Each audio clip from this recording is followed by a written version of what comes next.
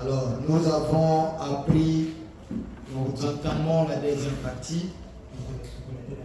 Nous avons déjà appris la notion de race selon trois façons, disons-les comme ça. C'est-à-dire le 3, parce que nous avons séparé, il y a 6 façons qu'il faut considérer la problématique des races.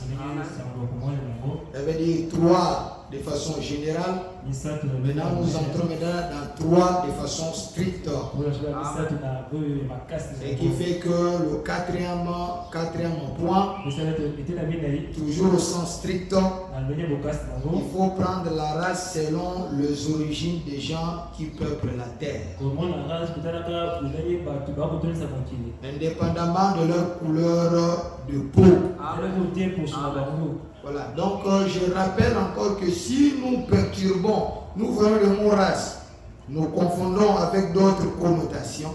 Nous voyons encore le mot race dans la parole, nous confondons, cela va nous amener dans le trouble. Voilà, il faut comprendre quand William Branham, ce qu'il interdit dans les mariages mixtes concerne quelle connotation du mot race.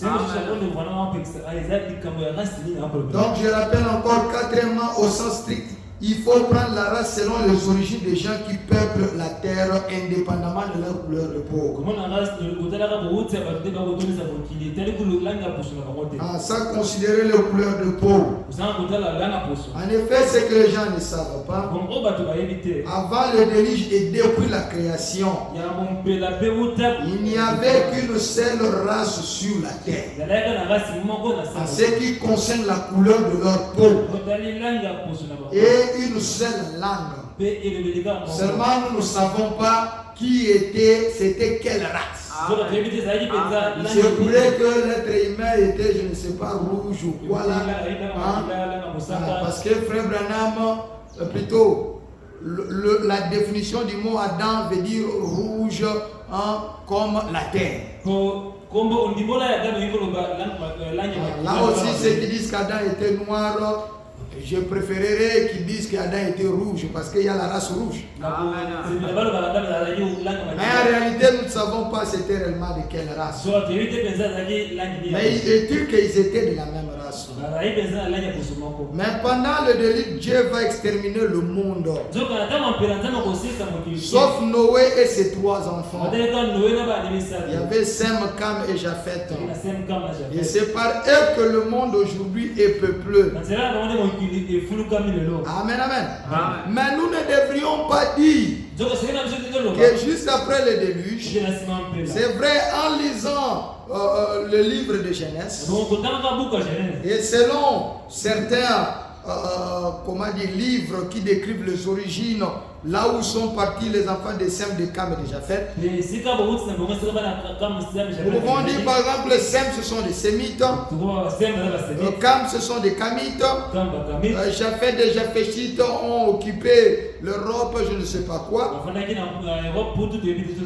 Mais cela, jusque-là, même après le déluge, avant la tour de Babel, ils n'ont qu'une même race. On peut dire oh non, ceux-ci ont formé les Africains, ceux-ci ont formé les Européens. Mais cela n'a toujours rien à voir avec la notion de la couleur de la peau. Nous ne devons pas confondre ces choses. Amen, amen.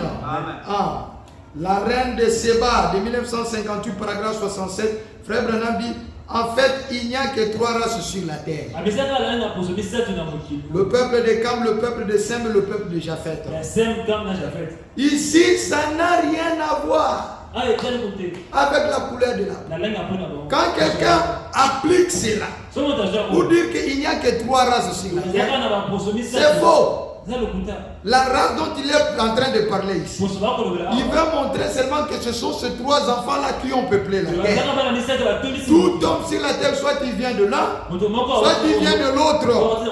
Amen. Ce que nous devrions comprendre. Ce n'est que plus tard dans la tour de Babel que Dieu va décider non seulement de changer leur langue en multiples langues. Pourquoi? Mais d'abord, mais aussi de détruire le système des races uniques. Donc il y a des choses que Dieu a détruites à partir de la tour de Babel. Pour quel objectif? C'était dans l'objectif de le forcer à accomplir sa parole, sa loi, dont il avait dit remplissez la terre. Numéro qui a commencé à dominer au moment où toutes les races n'étaient qu'une seule race. Il n'y avait qu'une même langue. Nimrod a voulu consolider son royaume et que tout le monde soit au même endroit. C'est comme ça que Dieu s'est fâché. Amen. Et Dieu va vouloir le disperser. Si Dieu le faisait dans la langue seulement, il pouvait apprendre la langue de l'autre après de temps. Alors Dieu a d'abord commencé par troubler leur langue. Et quand ils vont aller partout, là où chacun est parti, c'est qu'il y avait des langues communes. C'est là maintenant que Dieu va permettre au climat, ou bref à la nature, de transformer leur génétique. Quoique le blanc peut-être n'ont pas encore découvert toutes ces choses, c'est Dieu qui l'a voulu ainsi. Est-ce que vous comprenez? Alors les gens qui disent que c'est simplement le climat, c'est simplement la nature, c'est dans le faux. Parce qu'il y a des gens qui ont vécu au Moyen-Orient qui étaient des noirs depuis longtemps. Mais pourquoi n'ont-ils pas changé? Les Américains qui sont aux États-Unis, pourquoi n'ont-ils pas changé? C'est pour vous montrer que c'est avant que la nature agisse sur ces hommes-là, c'est Dieu qui met ses lois et qui le veut. Et quand la nature a accompli son destin, Dieu a dit maintenant c'est bon. Parce que cette parole, quand Dieu fait quelque chose, il dit que tout est bon. C'est une parole éternelle. Tout ce que Dieu fait est bon. C'est pour cela. Jacques dit, tout don excellent, toute chose excellente que Dieu donne, vient de lui, en qui il n'y a ni ombre de variation. Amen. C'est qu'il le veut, il ne veut pas que ça varie. C'est ça sa volonté. C'est pour cela dans Genèse 11, 6. Commençons d'abord Genèse 11 pour que vous compreniez. Toute la terre, Genèse 11, 1, toute la terre avait une seule langue. Et le même mot. Ils se dirent l'un à l'autre. Allons, faisons des briques. Cuisons-les au feu. Et la brique leur servit de pierre. Attendez, mon ordinateur commence à faire des bêtises. Il dit, cuisons-les au feu. Et les briques leur servit de pierre. Et les bitumes leur servit de ciment. Il dit encore, allons, bâtissons-nous une ville et une tour dont le sommet touche au ciel. Et faisons-nous un nom, afin que nous ne soyons pas dispersés sur la face de toute la terre. Écoutez, l'Éternel descendit pour voir la ville et la tour que bâtissait le Fils des hommes. Dieu trouve qu'il y a des causes à la base de cette unité. Dieu n'est pas contre l'unité, mais une unité pour désobéir parce qu'ils avaient sur leur tête un désobéisseur numéro 2 de la race de Caïn. Et l'Éternel dit, voici, ils forment un seul peuple. Ça c'est la première cause. Donc quand Dieu voulait détruire, il voulait détruire ces causes. La première cause avant même la langue, c'est qu'ils forment un seul peuple. C'est le mot hébreu âme. signifiant parenté. Donc si nous devons remplacer ceci par parenté, voici il forme une seule parenté. Ce terme veut dire peuple ou nation. Ici, il s'agit bien des caractères apparents et intrinsèques. Donc la race. C'est pour cela que nous allons maintenant remplir le mot et remplacer X par sa valeur. Le mot âme veut dire race. Est-ce que vous comprenez? Donc Dieu dit voici la cause et qu'il forme une seule race. Est-ce que vous comprenez? Et ont tous une même langue. Et c'est là ce qu'ils ont entrepris maintenant. Rien ne les empêcherait de faire tout ce qu'ils auraient projeté. Vous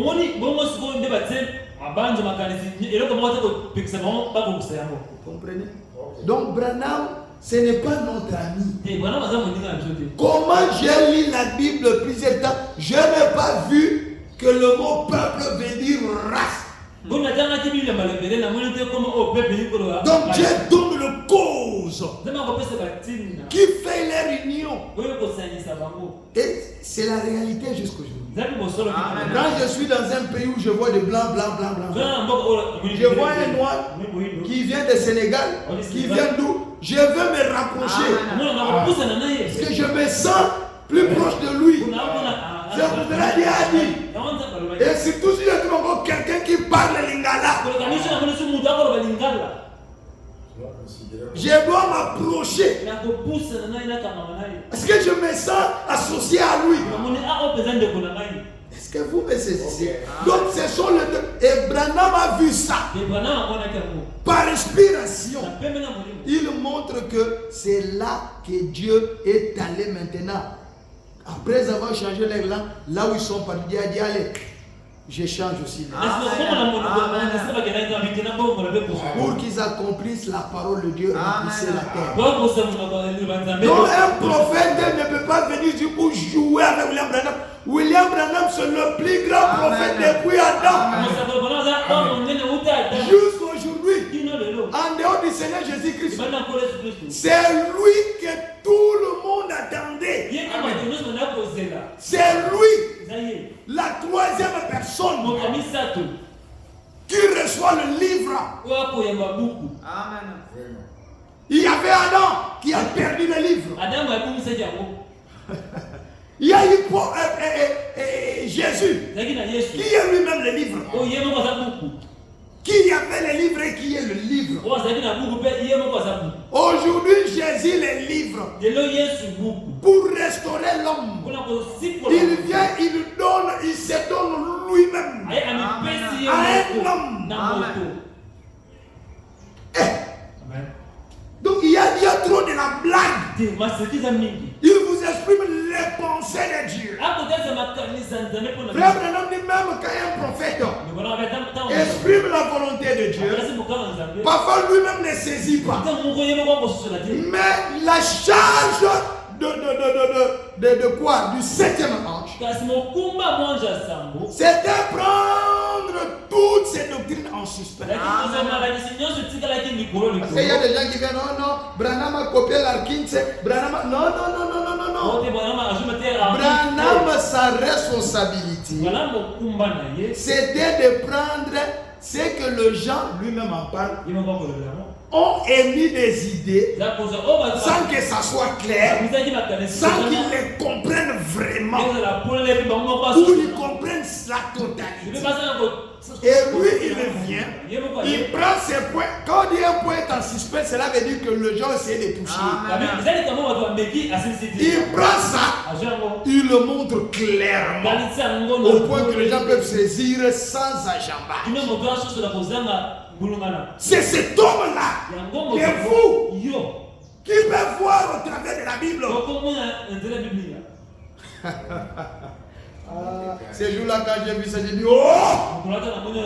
C'était toujours là. Dieu a dit d'accord. Ils sont de la même race. Et ils ont un même là. Descendons. Perturbons tout ces choses. Oh, que Dieu nous accorde la grâce. Amen. Oh, Branham. Question et réponse sur les Hébreux. Donc les gens qui disent c'est seulement les climat, c'est seulement les climat. Ils jouent avec Dieu. D'abord la volonté de Dieu derrière ça. Va prendre ton fils, amène-le aux États-Unis dans 4 saisons, attends que sa peau change. Bande insensée. Les gens qui jouent avec la pensée éternelle de Dieu. De 1957, paragraphe 602, question et réponse sur les Hébreux, 3e partie. Paragraphe 602. Maintenant, il a été dit. J'espère que mes amis de couleur qui sont ici excuseront cette observation. Écoutez, au fait, elle est absolument fausse. La première fois de ma vie que j'ai rencontré quelqu'un après ma conversion, j'ai rencontré Père Georges Diarc et les autres là-bas. Je me promenais, le Seigneur m'avait connu à un petit endroit et on discutait sur l'origine de l'homme de couleur. Et il s'est évertué à démontrer que pour l'homme de couleur, c'était Caïn qui avait poussé un animal tel que les singes, et de là est venue la race de couleur. Eh bien, cela est faux, absolument faux. Je ne peux jamais soutenir cela. En effet, il n'y avait ni noir, ni blanc, ni quelconque autre différence. C'était juste une seule race. En hébreu, âme. Un seul peuple. Des gens jusqu'au déluge. Donc vous pouvez retourner en arrière. Regardez un homme fils de Sem et de Noé, Sem comme l'autre était noir. Même vous, c'est vraiment comment dit même homme peut venir jaune et noir. On n'a que 3 races. Non, la race là n'a rien, ne confondez pas là où Branham interdit les mariages mixtes. La notion des 3 fils de Noé concerne les origines de tous les hommes qui peuplent la terre. Cela n'a rien à voir avec ces autres écritures. Que Dieu nous aide. C'était juste une seule race de gens jusqu'au déluge. Puis après le déluge et la tour de Babel, lorsque les gens avaient commencé à se disperser, alors qu'ils ont eu de couleurs et autres, c'est Dieu. Mais ils proviennent tous du même arbre. Là, c'est la notion de race, à ce qui concerne la race humaine, le premier point là-bas. C'est tout à fait vrai. Adam et Ève étaient le père et la mère. Du point de vue terrestre de chaque créature vivante appartenant à la race humaine, qui ait jamais existé sur la terre, c'est vrai. Noir, blanc, et tous là-bas parlent brun, jaune, quelle que soit votre couleur, elle est absolument due au milieu où vous vivez et à la façon dont, et ainsi de suite. Donc pour Dieu vis-à-vis de salut, que vous soyez la teneur de votre peau, que vous soyez noir, la race noire plus profonde, la race noire un peu claire, je parle ou quoi là, ça n'a rien à voir vis-à-vis du salut. Il faut comprendre la pensée de William Branham. Nous avons tous le même privilège par rapport au salut. Mais il ne faut pas transporter cette confusion en ce qui concerne le mariage. Je ne vais pas tripoter sa sémence. Au Seigneur, encore une fois, paragraphe 22. Frère Branham dit, je répète encore, il a fait des hommes blancs, des hommes noirs, des hommes rouges. Nous ne devrions jamais métisser cela. Cela devient hybride. Maintenant, entrons dans le 5e point. 5e, toujours au sens strict. Prenons la race selon la lignée évangélique de Jean. Il y a d'autres qui viennent qui disent non, il n'y a que 3 races. Il y a les Samaritains, il y a le juif et il y a le gentil. Ça n'a aussi rien à voir avec la couleur de la peau. Mais tout cela, c'est la parole de Dieu. Ça concerne la lignée évangélique. Cela veut dire Jésus-Christ, quand il est mort, il est ressuscité. Et qu'il avait donné le clé du royaume. Je n'oublie si avant sa mort, sa résurrection ou après. à Pierre. Pierre devait ouvrir. L'évangile devait aller d'abord aux Juifs et deuxièmement aux Samaritains. Parce qu'eux attendaient le Messie. Il y a un principe selon lequel Dieu ne vient qu'à ceux qui l'attendent. Nous les gentils, nous ne l'attendions pas. Mais néanmoins, Pierre devrait ouvrir la porte du royaume. Le royaume, c'est le Saint-Esprit. Le baptême du Saint-Esprit aux Juifs, à la Pentecôte, deuxièmement aux Samaritains. Quand Philippe est allé le prêcher, il ne pouvait pas leur imposer les mains recevoir le Saint-Esprit. Il fallait attendre Pierre. Et troisièmement chez Corneille. Et Corneille représente le gentil. Et Corneille était un Romain, un Italien. C'était un Caucasien, un blanc. Mais c'est pendant quand Pierre a ouvert la porte chez Corneille, il a ouvert la porte de l'évangile aux gentils. Nous tous, nous recevons l'évangile en tant que gentils là-bas. Que ce soit noir, que ce soit blanc, que ce soit rouge. Parce que si vous dites que les races concernent, ce que Frère Branham parle, concerne cette connotation ici, cela fait que nous ne sommes pas gentils comme Corneille. Parce que lui c'est un Caucasien, un blanc, et moi je suis un noir. Donc ça n'a rien à voir avec la notion de la peau. Jésus-Christ est le même aujourd'hui éternellement. Il ne faut pas confondre toutes ces notions. Paragraphe 129 de 1963. Ainsi donc nous voyons cela. Les Juifs, les gentils et les Samaritains. Pierre avec le clé lui remise à la Pentecôte. A ouvert cela à la Pentecôte aux Juifs. Il a ouvert cela aux Samaritains. Il a ouvert cela aux gentils. Alors toutes les races avaient entendu l'évangile. Amen. On est là-dedans plus se servir de clés. Car l'évangile avait été ouvert à eux tous. Posséder les portes de l'ennemi, paragraphe 112 de 1959. Maintenant avez-vous remarqué le Saint-Esprit?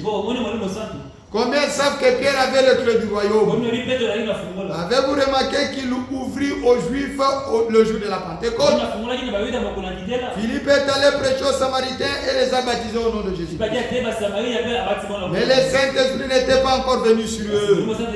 Il dit envoyer chercher Pierre qui leur imposa le mal. Ils reçurent le Saint-Esprit. Est-ce juste? Et la maison de Corneille, le gentil le reçut aussi. Tous y avaient eu part depuis lors.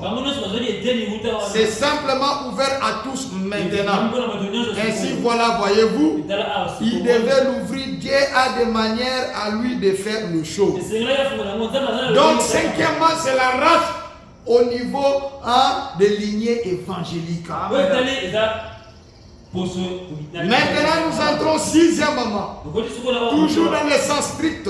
Prenons la race selon la couleur de la peau proprement dite. Selon la couleur de la peau, toujours avec William Branham à l'appui, Branham nous cite 5 races dans la race humaine. La science aussi corrobore cela. Amen, amen. Il y a d'autres citations où il cite 3 ou 2, ça dépend. Mais en général, il cite 5 races. Dans tout le message. Premièrement, nous avons les Africains.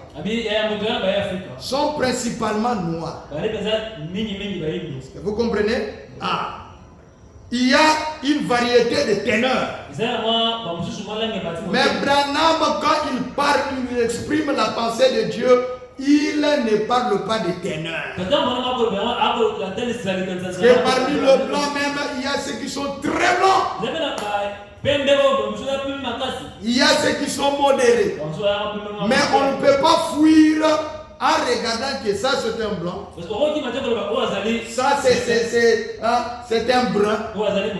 Amen. Ça c'est un rouge. Donc nous avons le noir. 2. Les orientaux, etc.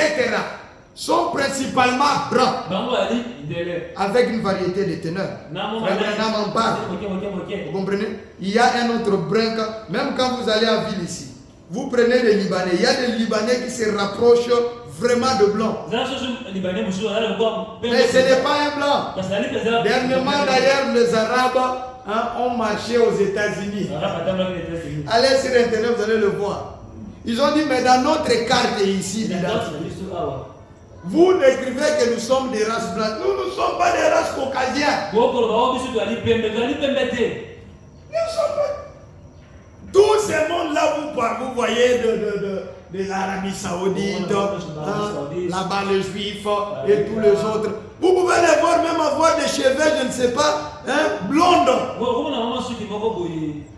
Mais c'est un blanc. Souvent quand on va en ville ici, on va dire oh non, Mundele, Mundele. Même les Chinois l'appellent Mundele. Non, c'est pas Mundele, ce n'est pas un blanc. Est-ce que vous comprenez? Seulement que les gens ne savent pas voir toutes ces choses. Quand les histoires des églises de Noirs entrent dans le genre, on sépare le monde en deux parties. Blanc, noir. Non. Dieu n'a pas fait comme ça. Écoutez-moi. Tous ces bruns, le rouge, le jaune, ça devient tous les blancs.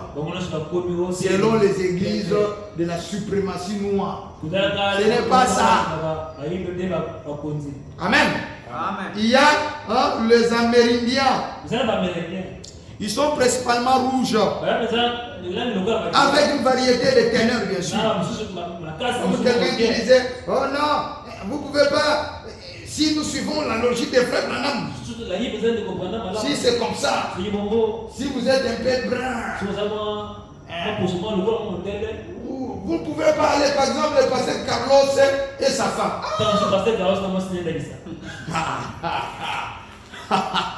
Non, ne discutez pas la parole de Dieu. Croyons-la tel que Dieu le veut. Exprimé par un prophète, le plus grand de tous les prophètes en dehors du Seigneur Jésus. Vous jouez avec William Branham. C'est être insensé. Si pour Paul il y a dit quelqu'un qui prêche contre ce que j'ai dit, soit anathème. Et ce que Branham a prêché. Vous ne comprenez pas? C'est la sorcellerie. Vous allez soutenir un homme qui est né ici, je ne sais pas à Kinshasa. Ou aux États-Unis, vous allez le soutenir pour contribuer. Mais qu'est-ce qu'il y a dans vos têtes là? Voilà. Donc il y a une variété de ténèbres chez le rouge aussi. Mais le message, la pensée de Dieu exprimée dans la parole n'a rien à voir avec des différences. Vous pouvez même naître dans une même famille, vous êtes même de la même race, mais des ténèbres différentes. 4. Les Chinois, les Japonais, etc. sont principalement jaunes. Avec une variété de ténèbres. Il y a certains Amérindiens, vous voyez, il est rouge, mais il se rapproche plus de noir. D'autres se rapprochent plus de blanc. Mais ne réfléchissez pas, croyez la parole. Nous avons les Chinois. Les Japonais, ils sont principalement jaunes. Avec une variété de ténèbres aussi. 5, les Européens, etc. sont principalement blancs. Avec une variété de ténèbres.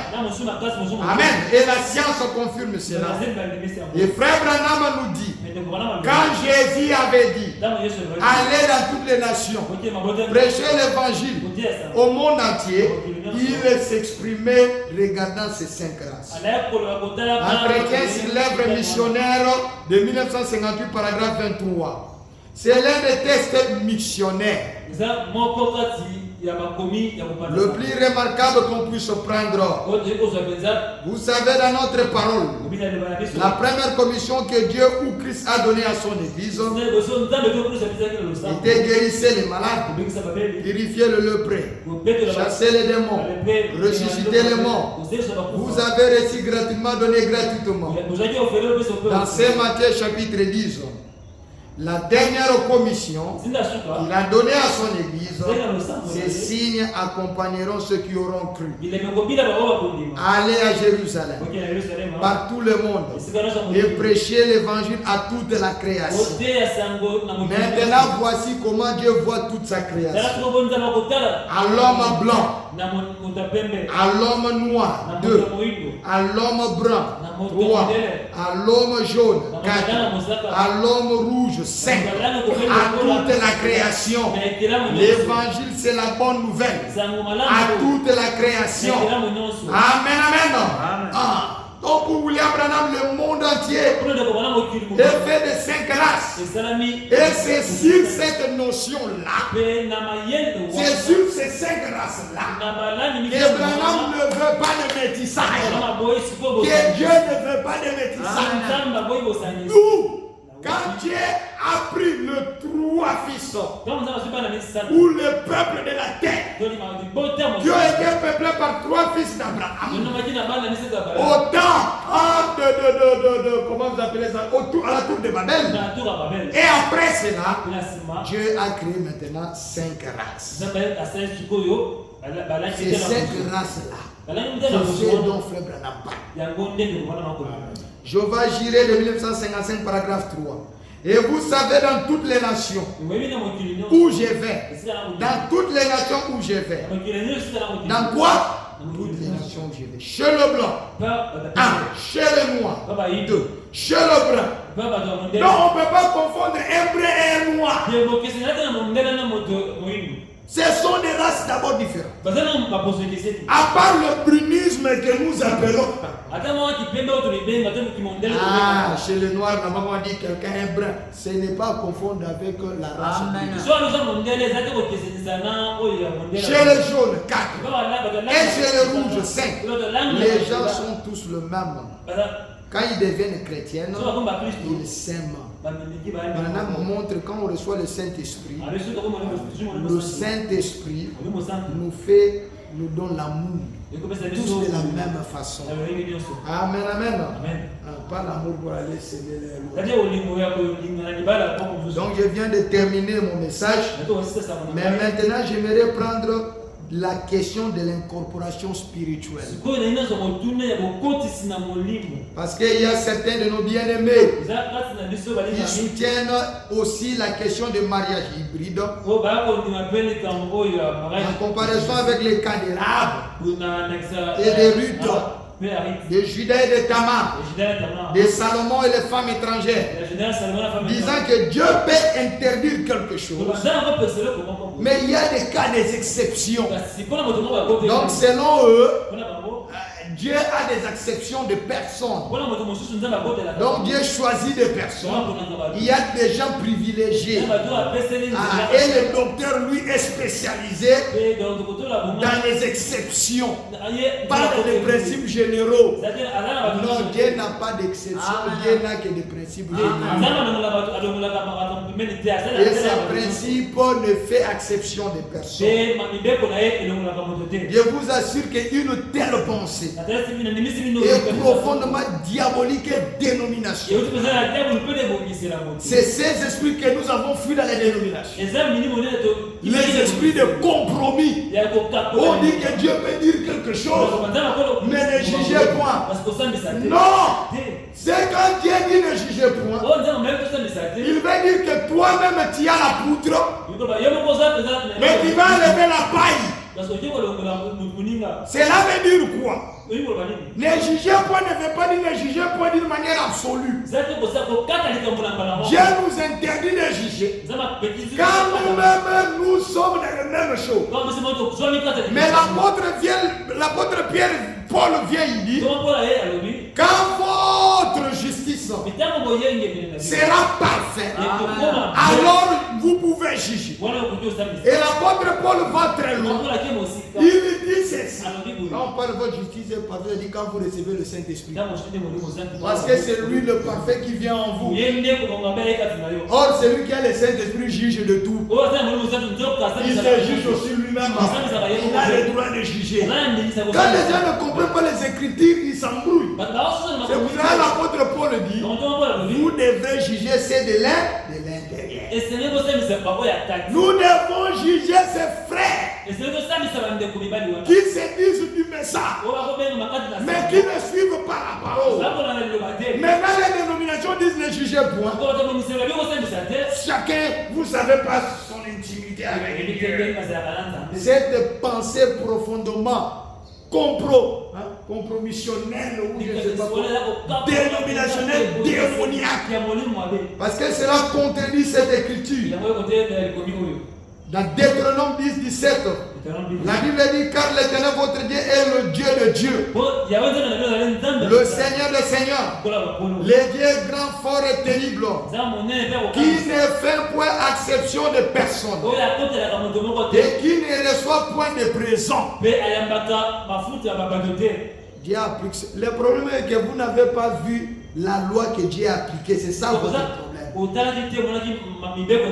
Les gens là peut-être ils étaient ignorants. Amen, amen. Ah. Et Dieu ne pouvait pas leur appliquer la rigueur. Peut-être c'est vous qui avez mal compris. Donc si Dieu fait la particularité, c'est que Dieu est un faux Dieu. Une conférence avec Dieu, paragraphe 5. Or, si Dieu ne peut pas aller à l'encontre de ses propres lois et de ses propres principes, il agira toujours selon ses lois. Abraham et sa postérité après lui de 1961, paragraphe 66. Dieu, il doit observer ses propres lois. Il ne peut pas souiller ses propres lois. Ou plutôt violer ses propres lois. Il ne peut pas être un Dieu juste tout en faisant cela. Donc vous, quand vous dites que Dieu, il y a des particularités, je suis spécialiste des particularités, c'est que vous faites de Dieu un homme injuste. Il doit les observer pour être juste, saint et correct. Remarquez ce qu'il a donc fait. Amen. Donc, la problématique d'incorporation spirituelle, signifie quoi? Ces frères-là qui vont prêcher leurs croyants d'aller prendre des païens pour ramener dans le message. Parce que ces frères disent non. Écoutez, le problème des mariages mixtes, c'est la même chose que Frère Branham avec le problème de mariage avec des païens. Regardez Rahab. Et parfois ces frères vont aller prendre des païens pour ramener dans le message, les épouser et dire que nous faisons l'incorporation spirituelle. Non, l'incorporation spirituelle veut dire la nouvelle naissance. C'est-à-dire une femme qui est dans le monde doit naître de nouveau. Pas qu'avant le mariage, avant même la promesse du mariage, vous n'allez pas le prendre, l'introduire et dire que vous l'incorporez spirituellement. C'est faux. Amen. C'est la raison pour laquelle Rahab a d'abord cru. Est-ce que c'est faux? Rahab avait cru. Ruth avait d'abord cru. Branham nous prend d'ailleurs les étapes de la vie chrétienne dans la vie de Ruth. Est-ce que vous comprenez? Donc c'est très important. Il devrait d'abord se convertir. Ce n'était pas un mariage politique. Et quand ils ont cru, et étaient des femmes, on ne pouvait pas les circoncire. Vous comprenez? Donc c'était seulement au niveau de leur foi. Mais si c'était un homme, on devrait le circoncire. Est-ce que vous me saisissez? Dans Exode 12, par 48. Si un étranger a séjour chez toi, fait faire la Pâque de l'Éternel. Tout mâle de sa maison devra être circoncis. Alors il s'approchera pour la faire. Et il sera comme l'indigène. Il sera comment? Comme l'indigène. Est-ce que vous comprenez? L'indigène, ça veut dire quoi? Comme un natif.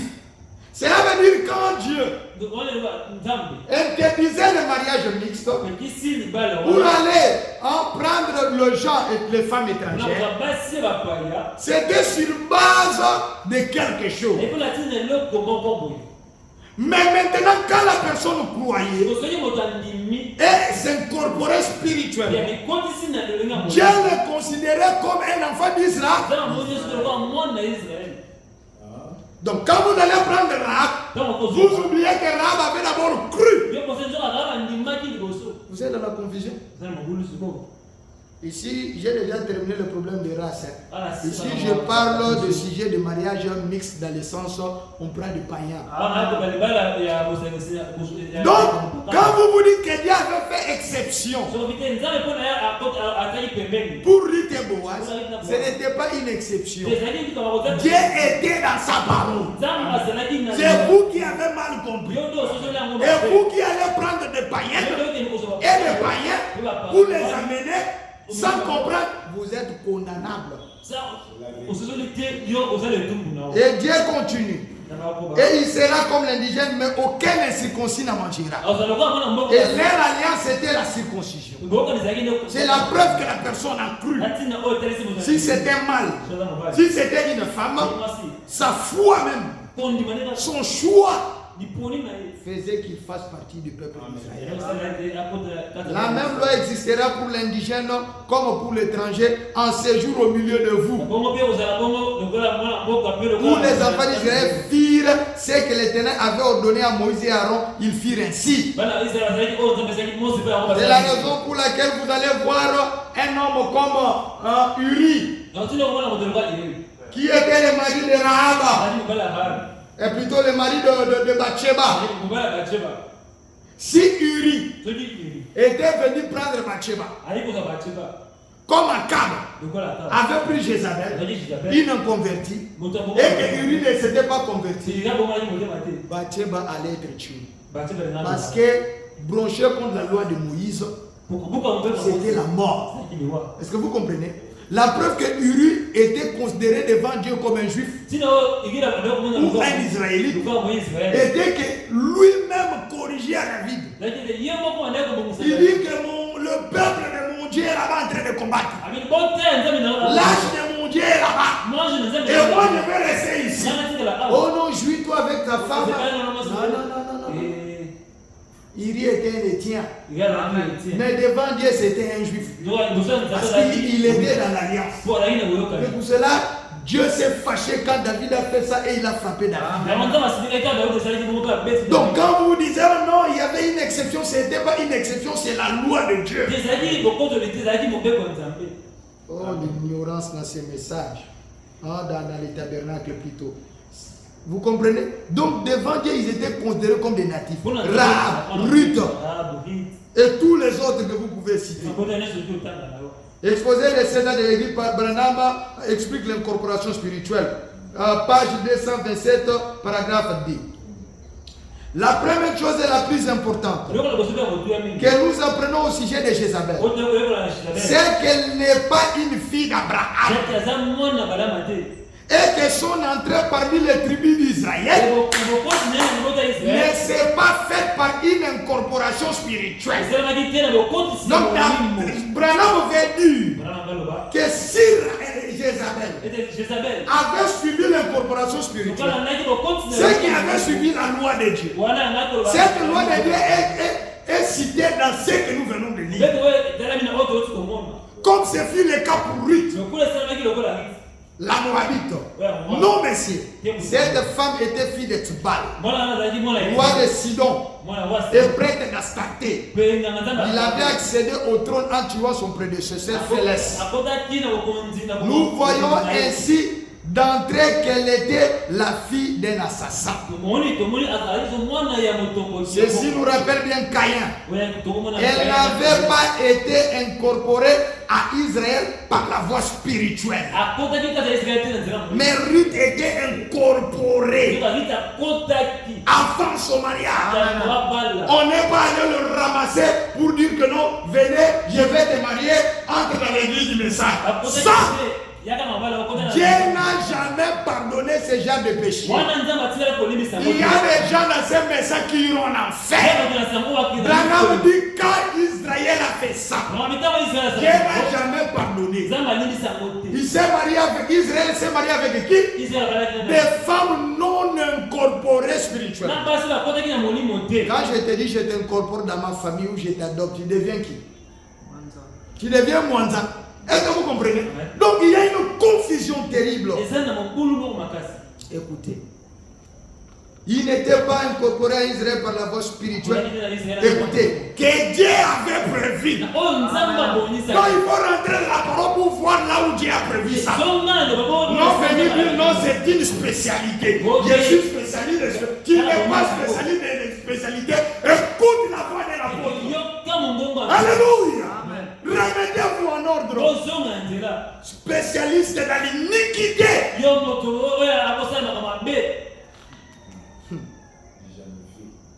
Dans des compromis. Écoutez.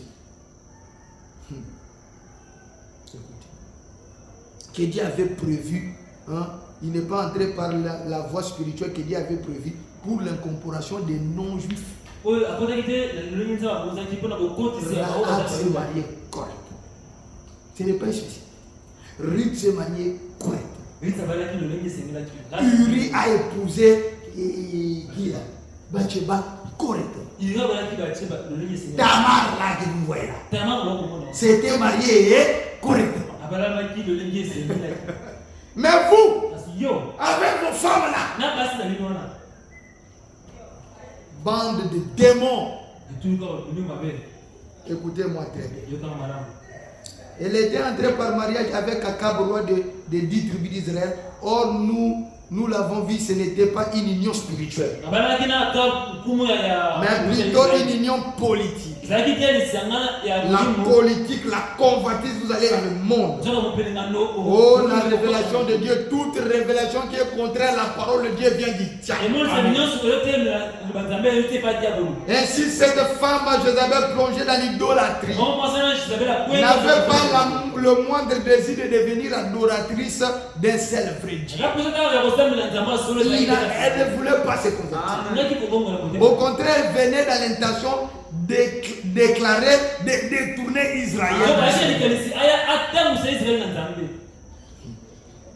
Vous prenez des femmes, le bout de boucles d'oreilles n'est pas parti. Le bout de pantalon n'est pas parti. Le bout de jupe courte n'est pas parti. Je l'ai incorporé spirituellement. Exposé, c'est toi qui incorpores les gens. Exposé de cet état de l'église. Paragraphe 1 de la page 228. Akab épousa Jézabel par intérêt politique, envie d'affermir son royaume et de mieux l'établir. C'est exactement ce que fit l'église en se mariant sous Constantin. C'est pour des raisons politiques. Amen. Jamais un croyant doit se marier. On a dit bien jamais, il n'y a pas de particularité. Jamais un croyant doit se marier avec un non-croyant. Votre expérience chrétienne va connaître un échec. Plus tard, frère Branham dit ils n'ont jamais été pardonnés. Élie et l'offrande de farine, paragraphe 27. Le vent chaud du jugement soufflait sur une nation qui avait oublié Dieu. C'était durant les règnes d'Akab, le plus cruel et le plus pervers roi d'Israël. Il avait épousé une pécheresse, Jézabel, qui était une idolâtre. Et un mariage mixte comme cela n'est jamais heureux. Amen, amen. Un mariage mixte comme ça n'est jamais heureux. Écoutez, maintenant voici la cause. Deutéronome 7.3. Tu ne contracteras point de mariage avec ce peuple. Tu ne donneras point tes filles à leurs fils. Tu ne prendras point leurs filles pour tes fils. Maintenant Dieu donne la cause. Vous comprenez? Donc quand vous lisez une critique, vous dites seulement, oh non, Dieu, hein, il avait interdit, mais en ce qui concerne Rahab, vous voyez, c'est une particularité. Non, il y a des écritures pour tout. Dieu donne la cause pourquoi il refusait le mariage mixte avec des femmes étrangères. Car il détournait de moi tes fils, qui serviraient d'autres dieux. Et la colère de l'Éternel s'enflammerait contre vous. Il te détruirait promptement. Vous comprenez? Mais maintenant, Dieu détourne, il dit, mais si quelqu'un parmi eux veut suivre mes lois, alors si c'est un homme, vous allez maintenant faire la circoncision Vous comprenez? Si c'est une femme, il n'y a pas moyen de les circoncis. Alors il sera considéré comme un ennemi. À ce moment-là, ici, ce n'est pas une particularité. Ils peuvent se marier. C'est pour cela que les gens doivent connaître la Bible. Les gens ne doivent pas extrapoler sur la Bible pour dire que Dieu a fait exception des personnes. Dieu n'a pas fait d'exception. Amen, amen. Ah. Il y a d'autres qui évoquent le cas de Salomon avec les femmes étrangères. Oh non, Salomon était là. Pourquoi Dieu alors a dit que c'était le type de Jésus? Allez lire sur la volonté permissive quand Dieu parle sur la naissance par le sexe. Dieu dit que, Frère Branham dit que la volonté permissive, montagne largement écoulée, ceux qui veulent demander cette situation, je vais leur donner. Frère Branham dit, il dit que la naissance par le sexe, ce n'est pas la volonté parfaite de Dieu. Dieu ne fera pas que la volonté permissive devienne la volonté parfaite. Mais il fera que la volonté permissive puisse agir pour sa gloire. Quoique Salomon ait beaucoup de femmes, ce n'est pas que le fait que Dieu typifie ça avec Jésus-Christ, qui a pris une épouse, une seule. Spirituellement, nous sommes une seule, mais avec plusieurs membres. Vous comprenez? Alors, ça veut dire que Dieu a cautionné ce que Salomon a fait. Non, Salomon, devant Dieu, il était doublement en erreur. D'ailleurs, Jésus n'a pas plusieurs femmes. Allez suivre mon enseignement sur le mariage. Jésus n'a qu'une seule épouse formée de plusieurs membres, comme nous avons plusieurs membres.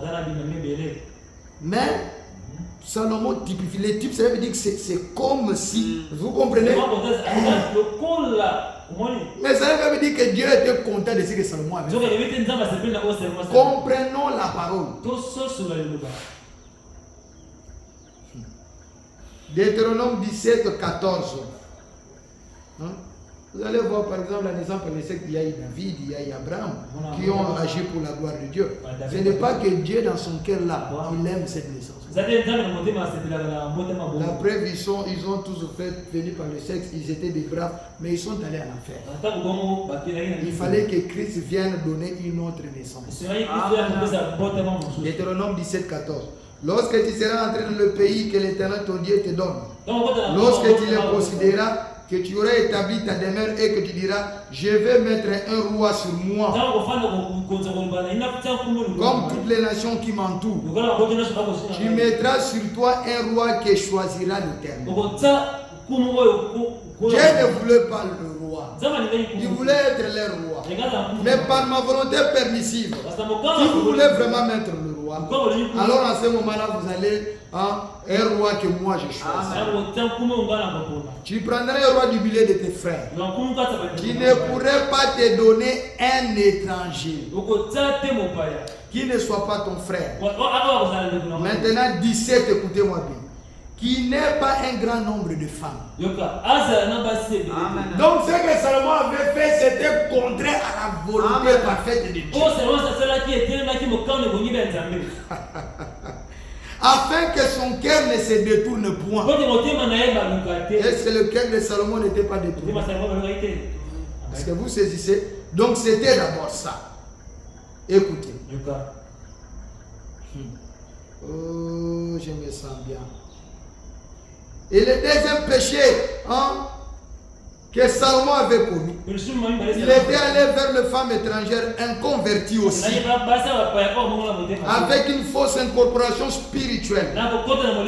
Ce n'est pas étonnant de voir des compromis dans les chefs de gens qui ont pris des païens pour les introduire politiquement dans les églises du message. Amen. Élie et l'offrande de farine, paragraphe 27. Frère Branham dit, le vent chaud du jugement soufflait sur une nation qui était qui avait oublié Dieu. Et dira le règne d'Akab, le plus cruel, le plus pervers, roi d'Israël. Il avait épousé une pécheresse, Jézabel, qui était une idolâtre. Et un mariage mixte comme cela n'est jamais heureux. Il ne peut pas l'être. Soit la femme se rangera du côté de l'homme, soit l'homme du côté de la femme. Si la femme est un païen, c'est toi qui iras. Si c'est l'homme un païen, c'est toi qui iras. Parce que la Bible dit le mauvaise compagnie corrompt toujours. Ne vous trompez pas. C'est pour cela que vous voyez des hommes de Dieu qui se sont mariés avec des païens et tout le reste. Cherchez toujours des compromis dans les Écritures. Parce que leur femme va les malmener. 1 Roi 11. Le roi Salomon aima beaucoup de femmes étrangères. Outre la fille de Pharaon, les Moabites, ils disent que la fille de Pharaon était noire. Non, la fille de Pharaon était de la même race que Salomon. C'est leur frère Branham. Des Moabites, des Ammonites, des Édomites, des Sidoniens, des Étiens. Toutes ces femmes qu'on cite ici, c'était de la même race. C'est vrai, on dit que selon le cantique des cantiques, Pharaon avait eu une femme noire. Mais je vais vous montrer à la base déjà le fait d'avoir plusieurs femmes et aussi des femmes étrangères. C'était contraire à la volonté de Dieu. Et des femmes inconverties. Toujours dans 1 Roi 11, 2 maintenant. Appartenant aux nations dont l'Éternel avait dit aux enfants d'Israël, vous n'irez point chez elles, elles ne viendront point chez vous, elles tourneraient certainement vos cœurs du côté de leur Dieu. Elles tourneront quoi? Certainement. Il n'y a pas moyen. Vous comprenez? Vos cœurs du côté de leur Dieu. Toi tu vas dire, moi je ne vais pas mettre la télévision. Télé veut dire vision de loin. Je ne vais mettre pas de chaîne là. Hein? Moi, je peux peut-être avoir mon moniteur fermé. Non. Votre repas est sorti. Hey, ils ont acheté leur décodeur. Toi, ils vont suivre les nouvelles. Quelle famille aurez-vous? Hein? Dieu avait dit, vous n'irez point chez elles et elles ne viendront point chez vous. Elles tourneraient certainement vos cœurs du côté de leur Dieu. C'est via ces nations que s'attacha Salomon, entraîné par l'amour. Mais enfin, qu'est-ce que Salomon avait fait? Dieu chante-t-il de penser au sujet de sa parole de 1965, paragraphe 98. Ça, je vous ai déjà parlé. Effectivement, c'est ça la citation. Comme je l'ai dit, il permet cela, il ne permet pas que cela devienne sa parfaite volonté. Cependant, il fera que cela œuvre pour honorer et bénir sa parfaite volonté. Et le fait d'avoir des enfants par le sexe en est un exemple. Donc, ce n'est pas pour la façon dont Dieu a pris l'exemple de Salomon pour montrer une typologie avec Jésus. Cela veut dire que Salomon avait bien fait. Nous aussi, nous allons prendre des païens. Nous aussi, nous allons prendre beaucoup de femmes. Nous aussi, nous allons être polygames. Il était déjà en dehors de la loi de Dieu. À la fin, Salomon fit idolâtre. Vous pouvez le lire, frère Branham en parle. Amen. Salomon est mort un idolâtre. Le consolateur, je termine par cette citation, paragraphe 168. Et si je suis né de nouveau, si vous êtes né de nouveau, c'est le Saint-Esprit de Dieu, la parole de Dieu qui vient en vous. Et si nous faisons des compromis avec cette parole, et disons que nous avons l'Esprit de Dieu, comment pouvons-nous prétendre avoir l'Esprit de Dieu? Je vous pose des questions. Vous qui faites des compromis avec la pensée éternelle exprimée au travers William Branham, le plus grand prophète, comment pouvez-vous dire que vous avez l'Esprit de Dieu? Le Saint-Esprit. Amen, amen. ne peut pas vous éloigner de la parole de Dieu. Ne peut pas vous éloigner de la pensée de Dieu. Il prendra ce qui est en Jésus, la parole, et vous donnera. Et aujourd'hui, nous avons la pensée de Christ. La pensée de Christ ne va pas hybrider les races. Ne va pas amener la confusion de la parole pour pouvoir se soutenir. Amen, amen. Écoutez-moi bien. Il dit, comment pouvons-nous prétendre avoir l'Esprit de Dieu quand l'Esprit de Dieu rend témoignage à sa propre parole? L'Esprit de Dieu a prononcé cette parole. Les prophètes ont reçu la révélation. Les prophètes ont écrit. Et le Saint-Esprit, il ne reviendra pas pour s'écarter de sa propre parole. Il ne s'en écartera jamais d'un seul centimètre. Peu importe ce que la dénomination dit. Comment va-t-il s'en éloigner quand c'est sa propre parole? Que le Seigneur vous bénisse. Restons dans ce que Branham nous a dit. Restons dans ce que Branham nous a prêché. C'est lui que Dieu nous a promis. Dieu ne nous a pas promis un docteur. Dieu ne nous a pas promis un soi-disant prophète pour venir aujourd'hui contredire William Branham. Branham dit peu importe combien le prophète a été confirmé, s'il ne dit pas ce que la parole de Dieu dit, ne le croyez pas. Amen. Amen. Que le Seigneur bénisse.